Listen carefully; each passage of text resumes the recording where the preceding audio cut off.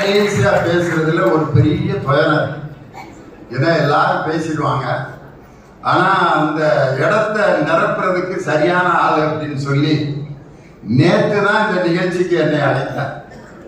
ஒரே நாள்ல இந்த நிகழ்ச்சியில என்னுடைய பெயரும் புகைப்படமும் இடம்பெற்று, வெளியில இருக்கக்கூடிய பேனர்ல என்னுடைய புகைப்படமும் பெயரும் இடம்பெற்று, இந்த மேடைக்கு என்னை அழைத்து ஒரே நாளில் இந்த இடத்திற்கு என்னை அழைத்து வருகிறீர்களா என்று கேட்பதற்கு முன்னாலேயே அண்ணே வரணும் அப்படின்னா வந்துட்டேன் அப்படின்னு பாஸ்டன்ஸ்ல சொன்னேன்.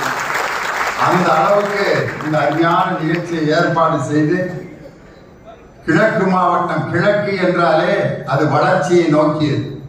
கிழக்கு வெளுத்ததடி, கீழ்வானம் சிவந்ததடி, கதிரவன் வரவு கண்டு கமலமுகம் வளர்ந்ததடி, வானமே வையமே நீ தந்த வளமெல்லாம் மானிடர் உரிமையம்மா, நான் என்று சொல்வதை நாம் என்று சொல்வதால் இந்த உலகம் வாழும் அம்மா என்று கிழக்கு வெளுத்ததடி கீழ்வானம் சிவந்ததடி என்று சொன்னது போல கிழக்கு மாவட்டம் தான் திராவிட முன்னேற்ற கழகத்திற்கு கிழக்கு திசையாக இருக்கிறது என்பதை நிரூபிக்க காட்டுகின்ற கூட்டம். இந்த அருமையான நிகழ்ச்சிக்கு தலைமை தாங்கி நடத்தி கொண்டிருக்கக்கூடிய அம்பத்தூர் கிழக்கு பகுதியின் செயலாளர் NTR நாகராஜ். உடம்ப பார்த்தீங்கன்னா வந்து பக்கத்துல நின்னாருனாலே நமக்கு ஒரு 50 பேர் வந்து நின்னதுக்கு சமம். அவர் வந்து வரவேற்புரை ஆற்றும் போது நம்ம சகோதரிகள்லாம் இந்த மேக்சிங் பிளவுஸ்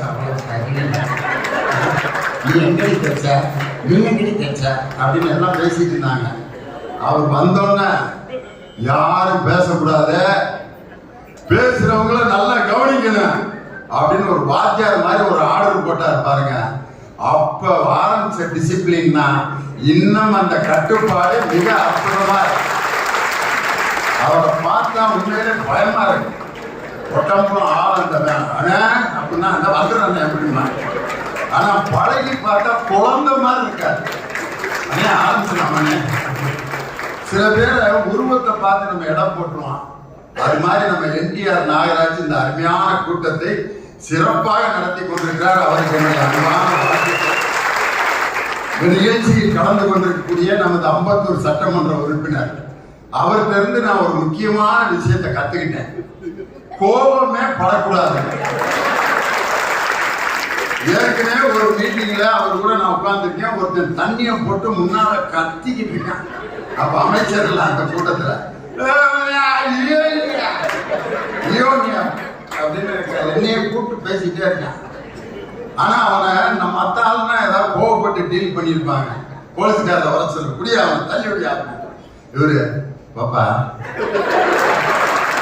என்னப்பா பாப்பா அப்படின்னா என்னமோ அவரை கூட்டிக்கிட்டே அவன் போயிட்டான். அப்படியே அவர் கூடயே போய் அந்த இருட்டுக்குள்ள அவனை விட்டுட்டு அப்புறம் வந்தார்.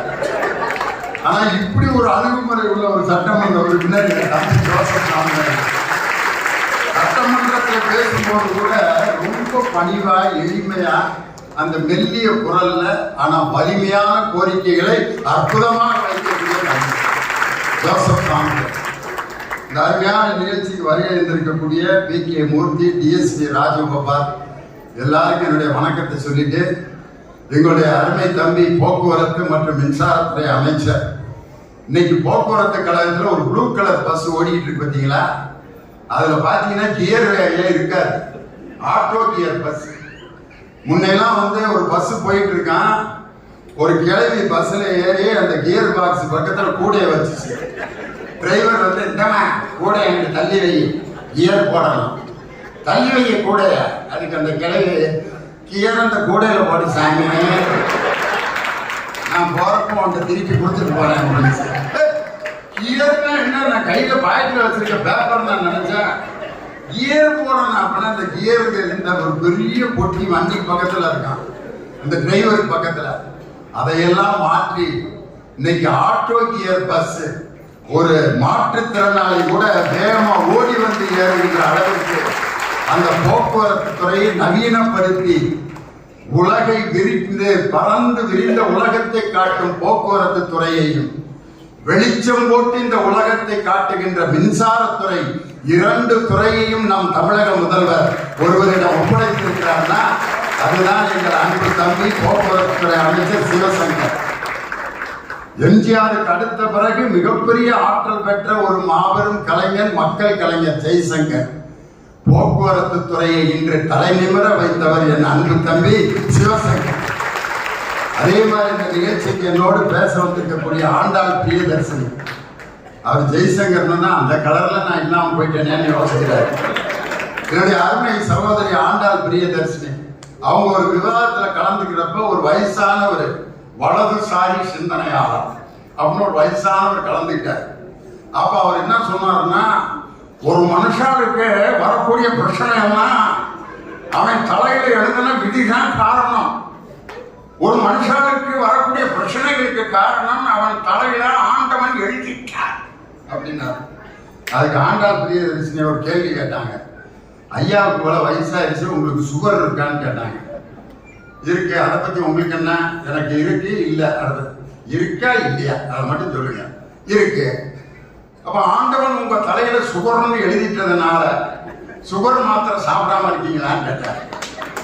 யாரு? நம்ம ஆண்டாள் பிரியதர்ஷினி கேட்டோன்னா சாப்பிடுறேன். பெண்கள் அதெல்லாம் கேட்கக்கூடாது. அவர் சுகர் உங்களுக்கு வந்துருச்சுன்னு தலையில எழுதிட்டு பேசாம இருக்க வேண்டியதானே, எதுக்கு மாத்திரை சாப்பிடுறீங்க, வாக்கிங் போறீங்க, டாக்டர்கிட்ட போய் செக்அப் பண்றீங்கன்னா அவர் கப்புன்னு வாயை அடக்கிட்டார். தன்னுடன் விவாதம் செய்கிறவர்களை அறிவியல் பூர்வமாக எதிர்கொள்ளக்கூடிய ஆற்றல் எங்கள் அன்பு சகோதரி ஆண்டாள் பிரியதர்ஷினி. அதே மாதிரி என் அருமை சகோதரர் தராசு சியாம் இருக்காரு. அவர் டூரிங் தியேட்டர் நடத்தினவர். அதனால சினிமா படத்தினுடைய டீடைல்ஸ் அவ்வளவு அப்டேட்டா வருஷம் உட்பட சொல்லுவார். இந்த டூரிங் தியேட்டர் நடத்துறப்ப நாங்கெல்லாம் அந்த படங்களுக்கு போவோம். தர டிக்கெட் 20 காசு. அந்த தர டிக்கெட்ல போய் உட்கார்ந்தா எனக்கு முன்னாடி வர்றவன் மண்ணை ஃபுல்லா ஒரு 2 அடி உயரத்துக்கு குமிச்சு அதுல உட்காந்துருக்கேன். நாங்க போய் அவன் முதுகு மட்டும்தான் தெரியும், தர தெரியாது. மாப்பிள்ள மண்ணை குமிச்சு மேடை போடுறியாங்க அப்படின்ட்டு படம் போட்டு நடந்துகிட்டு இருக்கிறதுக்குள்ள பின்னால கூடி அந்த மண்ணை பூரா பறிச்சு நாங்க சீட்டை உயர்த்திட்டு அவனை இறக்கிடுவான். ஒரு டூரிங் தியேட்டர்லயே யார் உயர்த்தப்பட்டாலும் அவனை தாழ்த்தி 1/2 மணி நேரத்துல இன்னொருத்தன் உயர்கின்றானே, அந்த டூரிங் தியேட்டர் ஒரு சமத்துவத்தினுடைய அடையாளம். அந்த தியேட்டரை நடத்தினவர் என் அருமை அண்ணன் தராசு சியாம். ஒரு இன்வெஸ்டிகேஷன் ஜேர்னல் என்று சொல்லக்கூடிய அந்த புலனாய்வு பத்திரிகையை முதலில் இந்தியாவிலேயே தொடங்கிய ஒரு பத்திரிகையாளர் என் அருமை அண்ணன் தராசு சியாம் அவர்கள். ரொம்ப இனிமையாக பேசக்கூடிய ஆற்றல். அவரு கூட இன்னைக்கு மேடையில் உட்கார்ந்து இருக்கிறது எனக்கு பெரிய பெருமை. அதே மாதிரி என் தம்பி தமிழன் பிரசன்னா, சிங்க இளைஞனே, சுடர்முகம் தூக்கு, சிறகை விரி, எழு, விசால பார்வையால் விழுங்கு மக்களை, மானிட சமுத்திரம் நான் என்று கூவு என்ற பாரதிதாசனின் அந்த போர் படையை தொலைக்காட்சி விவாதங்களிலும் மேடைகளிலும் சிங்கமென முழங்குகின்ற என் அருமை தம்பி தமிழர் பிரசன்னா மேடையில் அமர்ந்திருக்கிறார்.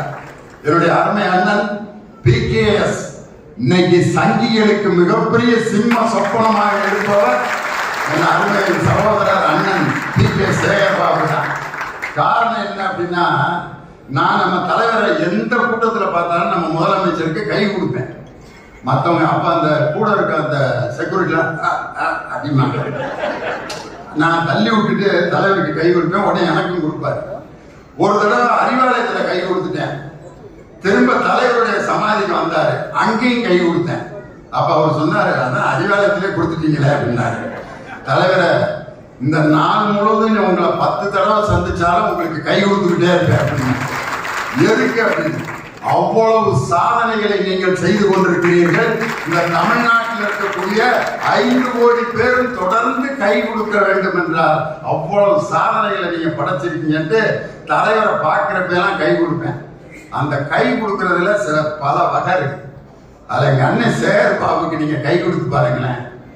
கையை கொடுத்தோன்னா வாங்கி கொஞ்ச நேரம் அப்படி இறுக்க பிடிச்சுவாரு. பிடிச்சிட்டு அந்த கையை அப்படியே இடுப்புல வச்சுக்காரு. இது எதை காட்டுகிறதுனா, ஒவ்வொரு இடமும் அந்த குடும்ப பாசத்துடன் பழகுகின்ற அண்ணனாக, அப்பாவாக, தந்தையாக, ஒரு சகோதரனாக பழகக்கூடிய ஒரு அருமையான அண்ணன். அவருக்கு நீங்க போன் பண்ணீங்கன்னா என்ன பாட்டு வரும் தெரியுமா? அவருக்கு போன் பண்ணா, பள்ளிக்கட்டு சபரிமலைக்கு கல்லும் முள்ளும் காலுக்கு மெத்தை சாமியே ஐயப்போ ஐயப்போ சாமியே, கார்த்திகை மாதம் மாலை அணிந்து நேர்த்தியாகவே விரதம் இருந்து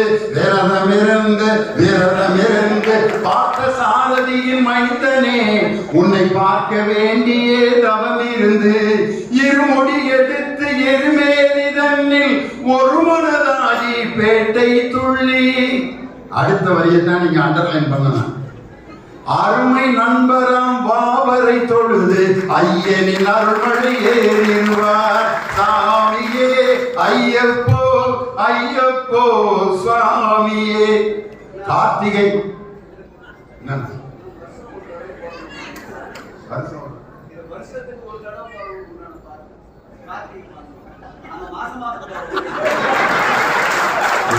பாட்டுல இருமுடி எடுத்து எருமேலி தன்னில் ஒரு மனதாகி பேட்டை துள்ளி அருமை நண்பராம் பாபர் என்ற இஸ்லாமியரை தொழுதுவிட்டு தான் ஐயப்பனை வணங்குகின்ற அந்த மத ஒற்றுமைக்காக அந்த பாட்டை நான் பாடினேன். அப்படி ஒரு பாட்டை தன்னுடைய ரிங்டோன்ல வச்சிருக்காரு. ஒரு அமைச்சருங்கிறவங்க ரெண்டு பேருமே அதே கேரக்டர் தான். சரி, அமைச்சர்னா பின்னாடி ரெண்டு போலீஸ்காரங்க வந்து தண்ணி கொடுப்பாங்க, கட்சி கொடுப்பாங்க. அவங்க சும்மாவே இருந்தாலும் கூப்பிட்டு ரெண்டு பேரும் எதை பத்தியாவது கவலைப்பட்டிருக்காங்களா? பிஎஸ்ஓ பின்னால நிக்கிறாங்களா? அவங்க பிஏ நிக்கிறாங்களா? அமைச்சராக இருந்தாலும் இல்லாவிட்டாலும் மக்களோடு இருக்கின்ற தலைவர்கள் தான் இந்த ரெண்டு அமைச்சர்கள். எல்லா அமைச்சரும் நம்ம திமுக இருக்க எல்லா அமைச்சரும் அப்படித்தான். காரணம், மக்களை சந்திக்கின்ற முதல்வர். உடன்பிறப்பே வா என்ற அறிவாலயத்தில் ஒவ்வொரு நாளும் 3 தொகுதியில் இருக்கக்கூடிய மக்களை சந்தித்துக் கொண்டிருக்கக்கூடிய முதலமைச்சர். பொதுக்குழுவில் நான் பேசுறதுக்கு மேடைக்கு போனேன், பேசலான்னு போய் நம்ம அமைப்பு செயலாளர்கிட்ட பேசினேன். நேராச்சு போங்க. அப்பதான் யோசிச்சேன், உலகம் முழுதும் நம்மளை பேச கூப்பிடுறாங்க, பொதுக்குழுவில் நம்மளை வேணான்னு சொல்லிட்டாங்க. ஆனால் தலைவருடைய ஆணைக்கு கட்டுப்படுவதுதான் ஒரு பெரிய, எவ்வளவு பெரிய நான் பேச்சாளராக அந்த பொதுக்குள்ள 1 மணி ஆயிடுச்சு, தலைவருடைய பேச்சுக்கு எல்லாரும் காத்துக்கிட்டு இருக்காங்கன்னு சொன்ன உடனே நான் இறங்கி வந்துட்டேன். மார்ச் 1ஆம் தேதி திராவிட மாடல் நாயகர் உதித்த நாள் மார்ச் 1ஆம் தேதி.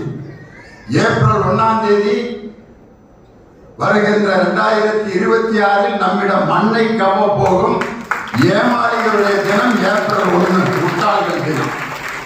மே 1 கட்சிக்காக உழைக்கின்ற உழைப்பாளிகளின் தினம் மே 1.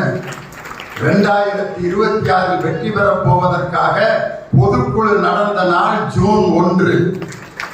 2026 ஜூலை 1 அன்று கவர்னர் மாளிகையில் முத்துவேல் கருணாநிதி ஸ்டாலின் என்னும் நான் தமிழகத்தின் முதலமைச்சராக பொறுப்பேற்ற போது என்ன 2026 ஜூலை 1 அன்று என் தலைவர் முதலமைச்சராக பொறுப்பேற்கின்ற வருடம் நாள் அதுதான். அப்படிப்பட்ட பொதுக்குழுல என் தலைவர் ஒரு செய்தியை அறிவிச்சார். விபத்தில் பாதிக்கப்பட்ட ஒரு தொண்டன் யாராவது விபத்தில் பாதிக்கப்பட்டு மரணம் அடைந்தார், அந்த தொண்டனுக்கு 10 லட்சம் நிதி உதவி அளித்த ஒரே இயக்கம் திராவிட முன்னேற்ற கழகம்.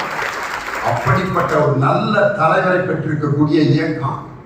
இன்னைக்கு நம்ம மக்கள்கிட்ட எவ்வளவு நேரம் பேசுறதுன்னு கேட்டேன், நம்ம அமைச்சர்கிட்ட கேட்டேன். வர்றப்ப எனக்கு ஒரு பாட்டு பாடிக்கிட்டே சால்வப்பட்டார்.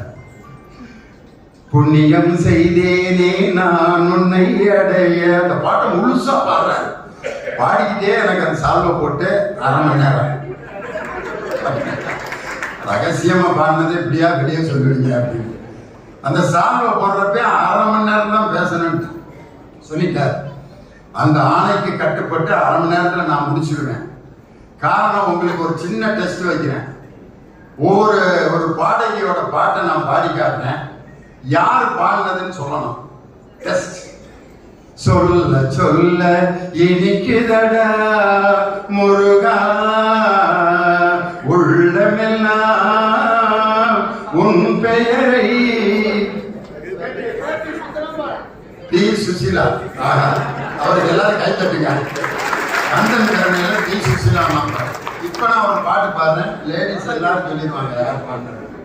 செல்லாத்தா செல்ல மாரியாத்தா எங்க சிந்தையில் வந்து அப்படின்னா அப்படின்னு இல்லாத்தா யாரு எல்லாரும் சொல்லு. எப்படி பாத்தீங்களா அந்த வாய்ஸ் காதுக்கு எவ்வளவு வித்தியாசம். இன்னொரு பாட்டு பாடுறேன், யாரும் கண்டுபிடிங்க. குன்றத்திலே குமரனுக்கு கொண்டாட்டம், அங்கே குவிதனமா பெண்கள் எல்லாம் கொண்டாட்டம் கொண்டாட்டம். யாரு? பெங்களூர் ரமணியம்மா. அவருக்கு எல்லாரும் கை தட்டுங்க. குன்றத்திலே குமரனுக்கு கொண்டாட்டம்னு பாடினாங்க. இன்னொரு லேடியோட வாய்ஸ பாடுறேன், யாருன்னு சொல்லுங்க பாருங்க. வாழ்க்கை என்னும் ஓடம் வழங்குகின்ற பாடம், மானிடரின் மனதிலே மறக்க ஒண்ணா வேதம். வாழ்க்கை என்னும் ஓடம். சுந்தராமன் எல்லாரையும் சொன்னதை விட இந்த அரங்கமே கே.பி. சுந்தராமன் சொன்னது. பாட்டை எழுதியது யார்? முத்தமிழறிஞர் டாக்டர் கலைஞர் எழுதிய பாட்டு. வாழ்க்கை என்னும் ஓடம் வழங்குகின்ற பாடம், மானிடரின் மனதினிலே மறக்க ஒண்ணா வேடம். வாலிபம் என்பது கலைகின்ற வேடம், அதில் வந்தது வரட்டும் என்பவன் முழு மூடம். வாலிபம் என்பது கலைகின்ற வேடம், அதில் வந்தது வரட்டும் என்பவன் முழு மூடன். வரும் முன் காப்பவன் தான் அறிவாளி, அது வந்த பின்னே தவிப்பவன் தான் ஏமாளி. வரும் முன் காப்பவன் தான் அறிவாளின்னு அன்னைக்கு கலைஞர் எழுதியதை ஆட்சிக்கு வந்த பின் வருமுன் காப்போம் என்ற திட்டத்தை இலக்கியத்தில் படைத்ததை அப்படியே ஆட்சிக்கு கொண்டு வந்த தலைவர் முத்தமிழறிஞர் டாக்டர் கலைஞர். அதை செயல்படுத்திய தலைவர் இன்றைய திராவிட மாடல் முதலமைச்சர். கோயம்புத்தூர்ல கொரோனா நோயால் பாதிக்கப்பட்டு மக்கள் மருத்துவமனையில் அனுமதிக்கப்பட்டிருந்த நேரத்தில் அந்த நோயாளிகளை நான் பார்க்க போறேங்கிறார் முதலமைச்சர். டாக்டர்கள்லாம் வேணாம் வேணாம் வேணாம் போவேனா, உங்களுக்கு வயசு 70 நெருங்கிட்டீங்க, அதனால நீங்க போவேனா, உங்களுக்கு ஒட்டுறதுக்கு வாய்ப்பு இருக்கு, வேணாம் தலைவரே. நீங்க எல்லாம் போய் சிகிச்சை கொடுக்குறீங்களே அப்படின்னு கேட்கிறாரு டாக்டர். நீங்க எல்லாம் நோயாளிகள் பக்கத்துல போறீங்களே, நீங்க உயிருக்கு பணையம் வச்சுதானே போறீங்க. நாங்க அந்த முழு ஆடையை போட்டுட்டு பாதுகாப்போட போறோம், எனக்கும் அந்த ஆடையை போட்டு விடுங்கள், நான் நோயாளிகளை போய் பார்த்துத்தான் ஆக வேண்டும். போய் பார்த்துட்டு திருப்பி வர்றப்ப பத்திரிகையாளர்கள் கேட்கிறாங்க, ஏங்க கோயம்புத்தூர்ல 10 தொகுதியிலையும் உங்களுக்கு ஓட்டு போடல, அந்த மக்களை போய் நீங்க போய் பார்க்க போறீங்களே, நன்றி கட்ட மக்களை ஏன் போய் பார்க்க போறீங்கன்னு ஒரு பத்திரிகையாளர் கேட்கிறான். அப்ப தலைவர் சொன்னார், ஓட்டு போட்டவர்களுக்கு மட்டும் முதலமைச்சர் அல்ல நான், ஓட்டு போடாதவர்களுக்கு முதலமைச்சர் நான் என்று சொன்ன தலைவர். அதான் வருமுன் காப்பவன் தான் அறிவாளி, அது வந்த பின்னே தவிப்பவன் தான் ஏமாளினார். பாத்தீங்கன்னா முத்தமிழ் முருகன் மாநாடு, அந்த மாநாட்டினுடைய மலர் பாருங்க, நம்ம அருமை இந்து சமய அறநிலைத்துறை அமைச்சர் நடத்திய அந்த மாநாட்டினுடைய மலர் தான். அந்த மலருக்கு முதல் அணிந்துரை கொடுத்திருக்கிறது யார் தெரியுமா? தமிழகத்தினுடைய முதலமைச்சர் மு.க. ஸ்டாலின் அவர்கள். இரண்டாவது அணிந்துரை நமது துணை முதலமைச்சர் அருமை தம்பி உதயநிதி ஸ்டாலின். இதுல யாரெல்லாம் கட்டுரைகள் எழுதியிருக்காங்கன்னா, அமெரிக்காவை சேர்ந்த முருக பக்தர்கள், கனடாவை சேர்ந்த முருக பக்தர்கள், மலேசியாவை சேர்ந்த முருக பக்தர்கள் எல்லாம் முருகனுடைய அந்த வழிபாடு எப்படி தொன்மையானது என்பதற்கு பல நூற்றுக்கணக்கான கட்டுரைகள் இதில் அடங்கி இருக்கிறது. முருகன் சம்பந்தப்பட்ட அந்த முக்கியமான அறிஞர்களுடைய பெயரால் விருதுகள் கொடுக்கப்பட்டிருக்கிறது.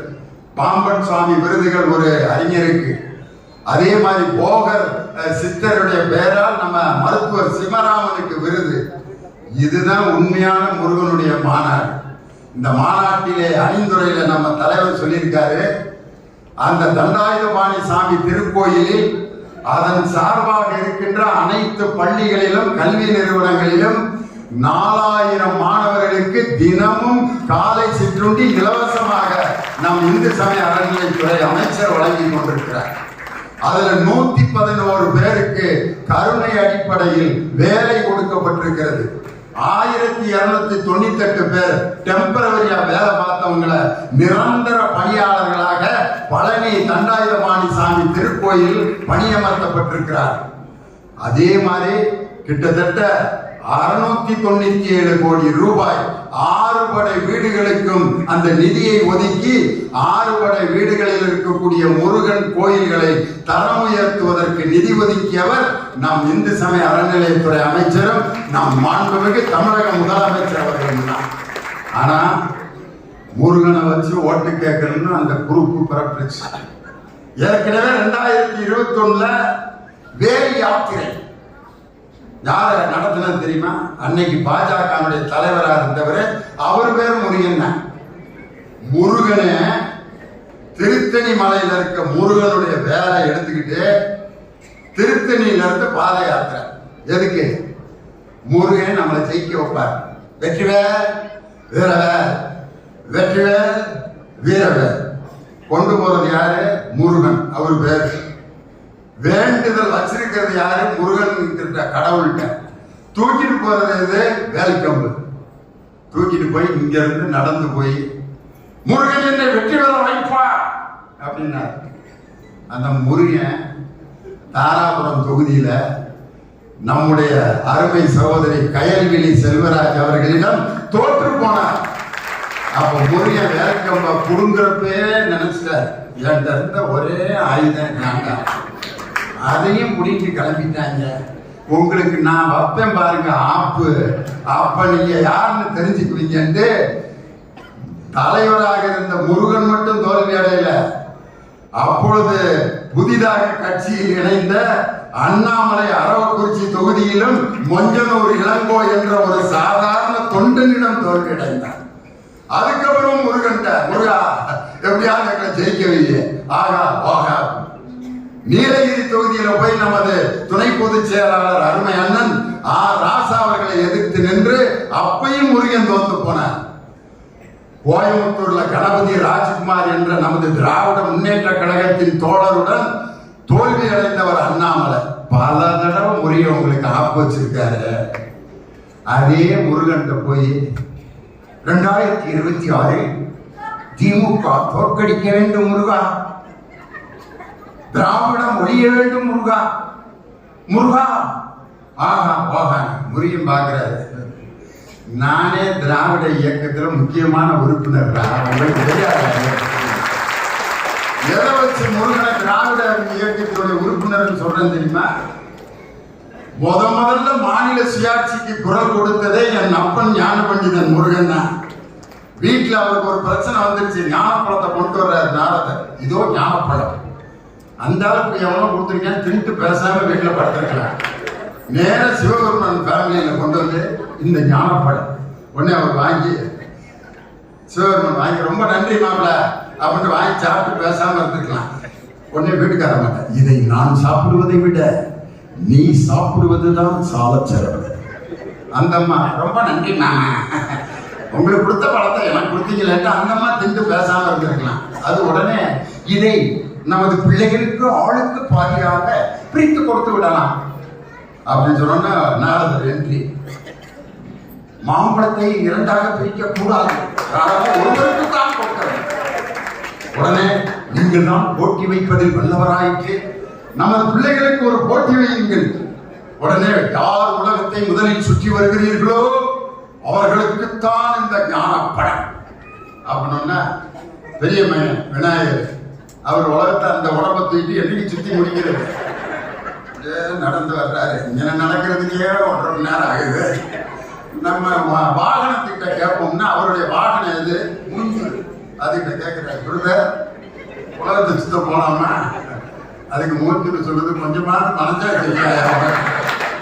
என் மேல நீ உட்கார்ந்தீங்கன்னா எனக்கு அதான் கடைசி சிக்கி. இதுல உன்னைய தூக்கிட்டு நான் உலகம் முழுவதும் எப்படி உந்து போய் நீ என்னைக்கு ஞானப்பழத்தை வாங்குறது? முருகன் நம்பால உடனே தமிழ் கடவுள் மயில் எடுத்த ஒரு நொடியில் உலகத்தை சுற்றி வருகிறேன் சுற்றி அடிச்சுட்ட வந்து எங்கே எனக்கு ஞானப்பழம் அப்படின்னா அதுக்குள்ள விநாயகர் ஒரு துபாக்கூர் வேலை பார்க்கிறார். நாரதட்ட உலகம் என்றால் என்ன, அம்மையப்பன் என்றால் என்ன? உலகம் என்றாலும் அம்மையப்பன் என்றாலும் ஒன்றுதான். இருந்தாலும் எனக்கு தெரியாது என்று இருக்கலாம். குழப்பத்தை உண்டு பண்றதுக்குன்னே தான் வந்திருக்கேன். உலகம் என்றாலும் அம்மையப்பன் என்றாலும் ஒன்றுதான். அப்படியானால் என் அம்மா அப்பாவை சுற்றினால் உலகத்தை சுற்றியதாகத்தானே அர்த்தம். ஆமாம் ஆமாம் என்றார். அவங்க அப்பா அம்மா 3 ரவுண்ட் அடிச்சுட்டு ஞானப்பழத்தான் தின்னுகிட்டு இருக்காரு. அப்ப வர்றாரு முருகன். எங்கேயும் எனக்கு ஞானம், உங்க அண்ணன் சாப்பிட்டு இருக்கேன், பார்த்துட்டு போ. எனக்கு அநீதி இழைக்கப்பட்டது. இந்த இடத்தில் நான் இனிமேல் இருக்க போவதில்லை. எனக்கென்று ஒரு தனி உலகத்தை நான் அமைக்க போகிறேன். எனது நாடு எனது உலகம் என்று அமைக்க போகிறேன். அநீதி இழைக்கப்பட்டவுடன் எப்படி நம்ம தலைவர் Tamil Nadu is out of control of central government அப்படின்னு சொன்னாரோ, அதே மாதிரி எனக்கென்று ஒரு தனி உலகத்தை அமைக்க போகிறேன்னு அன்னைக்கு போய் நின்னவர் தான். இன்னைக்கு வரைக்கும் அந்த கோரிக்கை நிறைவேறாம கோமணத்தோட ஏழிப்படி தந்து கொண்டு கோமணத்துடன் ஆண்டியாய் ஔவையார் பாடுவார். அப்ப ஔவையார்ட்ட கேட்பாரு முருகன், அவ்வையே 1 2 3 என்ற வரிசையில் எங்கள் குடும்பத்தை பற்றி பாடு. ஒன்னு ஔவையார், ஒன்றானவன் ஒருவில் இரண்டானவன் ஒருவான செந்தமிழில் மூன்றானவன் நன்கான வேதத்தில் நான்கானவன் நமச்சிவாய என 5ஆனவன் இன்பச் சுவைகளுக்குள் 6ஆனவன் இன்னிசை பதங்களில் 7ஆனவன் தித்திக்கும் நவரச வித்தானவன் பற்றானவன் நெஞ்சில் பற்றானவன் பன்னிருகை வேலவனை பெற்றானவன் என்று தமிழிலே அவ்வையை பாடி தமிழை ரசித்த கடவுள் முருகன். அவரை போய் இவர்கள் காப்பாற்ற போறாருங்க. முருகனை நாங்கள் காப்பாற்றுவோம். ஒரு அம்மா தான் அழகா சொல்லிச்சு, அறுபடை நீர் கொண்ட திருமுருகான்ட்டு சீர்காழி கவுந்தராஜ் ஒரு பாட்டு பாடியிருப்பார். அந்த பாட்டுல திருப்பரங்குன்றத்தை பத்தி என்ன பாடினார்னா, குறுநகை தெய்வானை மலரோடு வண்ண குலமகளாக வரும் நினைவோடு திருமண கோலம் கொண்ட ஒரு வீடு வண்ண திருப்பரங்குன்றம் என்னும் படை வீடு. தெய்வானைக்கு கல்யாணான இடம் தான் திருப்பரங்குன்றம். திருப்பரங்குன்றத்தில் நீ சிரித்தால் முருகா அப்படின்னு தான் எழுதியிருக்காங்களே ஒழிய அமித்ஷா இங்க வந்து சொல்றாரியா, திருப்பரங்குன்றத்தை சிக்கந்தர் மலை என்று மாற்றியது திமுகங்கிறாரியா. என்னைக்காவது நம்மளோ அன்னை சேகர் பாபுவோ சிக்கந்தர் மலைக்கு நான் போயிட்டு வரேன் போயிருக்காரு என்னைக்காவது? இந்து சமய அறநிலையத்துறை அமைச்சர் திருப்பரங்குன்றத்தில் அங்க இருக்கக்கூடிய அதிகாரிகளை சந்தித்து கோயில் திருப்பணிகளை பார்வையிட்டார்னா வருதே ஒழிய சிக்கந்தர் மலை அப்படிங்கிற பேரை நம்ம மாத்தினோம்னு ஒரு உள்துறை அமைச்சர் அபாண்டமாக போடப்பட்ட பழி. இந்த பாட்டு திருப்பரங்குன்றத்தில் நீ சிரித்தால் முருகான் தான் எழுதியிருக்காங்களே ஒழிய சிக்கந்தர் மலை மீது நீ சிரித்தால் முருகா நாகூர் தர்காவிலே எதிரொலிக்கும் அப்படின்னா பாடினாங்க இல்ல. ஒரு மத கலவரத்தை உண்டு பண்ண வேண்டும் என்பதற்காக திட்டமிட்டு நடத்தப்பட்ட ஒரு மிகப்பெரிய கேவலமான ஒரு கூட்டம் தான் அந்த இந்து முன்னணி அவர்கள் நடத்திய அந்த கேவலமான அந்த கூட்டம். அந்த கூட்டத்தில் போய் அதிமுக குரூப் முன்னாள் வருவாய்த்துறை அமைச்சர் ராஜி உதயகுமார், பால்வளத்துறை அமைச்சர் ராஜேந்திர பாலாஜி, செய்தி மக்கள் தொடர்புத்துறை அமைச்சர் கடம்பூர் ராஜு, எல்லாம் முக்கியமான விஞ்ஞானி, தெர்மோகோல் விஞ்ஞானி மரியாதைக்குரிய கூட்டுறவுத்துறை அமைச்சர் செல்லூர் ராஜு எல்லாம் உட்கார்ந்து அண்ணாமலைங்கிற அந்த தலைவர் நீங்க இருக்கக்கூடாதுன்னு சொன்னதுக்கு என்ன காரணம்? அண்ணாவை பற்றி தரக்குறைவாக பேசினார், உங்கள் முதலமைச்சரை பற்றி தரக்குறைவாக பேசினார், அதனால அவர் தலைவராக இருந்தா நாங்க கூட்டணி சேர மாட்டோம்னு சொன்ன அதே அண்ணாமலை மேடையில் உட்கார்ந்துருக்காரு. பக்கத்துல ரோசம் இல்லாம வெக்கம் இல்லாம பக்கத்துல கையை கட்டி உட்கார்ந்து கொண்டு அண்ணாவையும் பெரியாரையும் அவர்கள் கேவலமாக பேசுவதை பார்த்துவிட்டு ஒரு நாள் கழிச்சு வந்து, ஒரு நாள் ஆச்சு, ரோசம் வர்றது. ரோசம் எப்படியா வரணும்? ரோசம் எப்படி வரணும்? கொஞ்சம் வீட்டுக்கு கூப்பிட்டு பாப்பா உட்காரு, என்னடா கூப்பிடுப்பேன் உட்கார சொல்றேன், வாங்க வாங்க வாங்க உட்காருனா தான் உட்காரு, பா உட்காரு சாப்பிட்டுப்பா அப்படின்னு உடனே என்ன சோத்துக்காரன் வந்திருக்கேன் நினைச்சியா? என்னடா ஆளு மோரை ஒரு சோறு வேணா ஒரு விசேஷம். இவன் தான் மனுஷன். அவனுடைய உணர்வு பாதிக்கப்படும் போது உடனே எவன் கொந்தளிக்கிறானோ அவன் தான் மனுஷன்.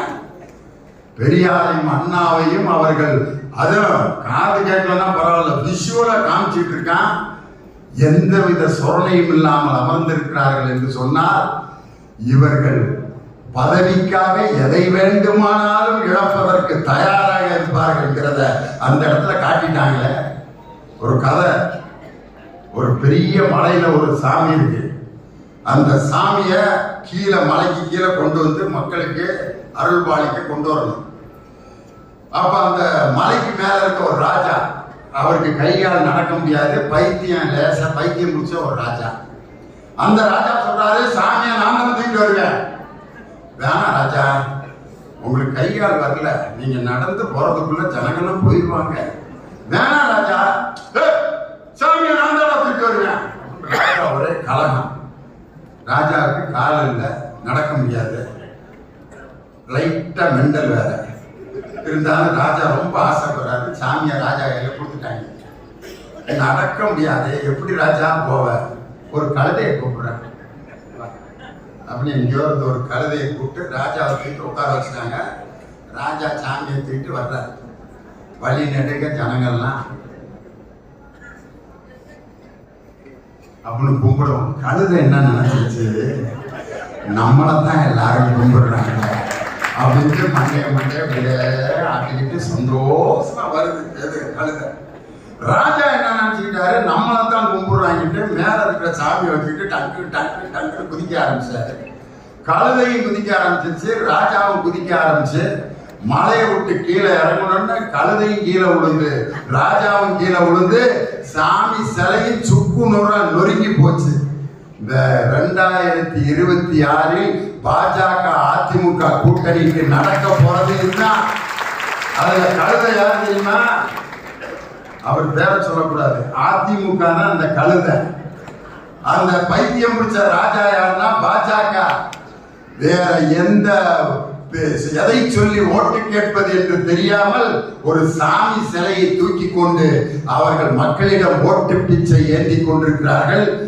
இன்னைக்கு எங்க ஊர்ல ஒரு ஆள் இருக்கான், பையில பாத்தீங்கன்னா சிலுவை ஜபமாலை வச்சிருப்பேன், விபூதி போடுறதுக்கு ராம கட்டி வச்சிருப்பேன், காவி ட்ரெஸ் வச்சிருப்பேன், இஸ்லாமியருடைய குல்லா 3 வச்சிருப்பேன்.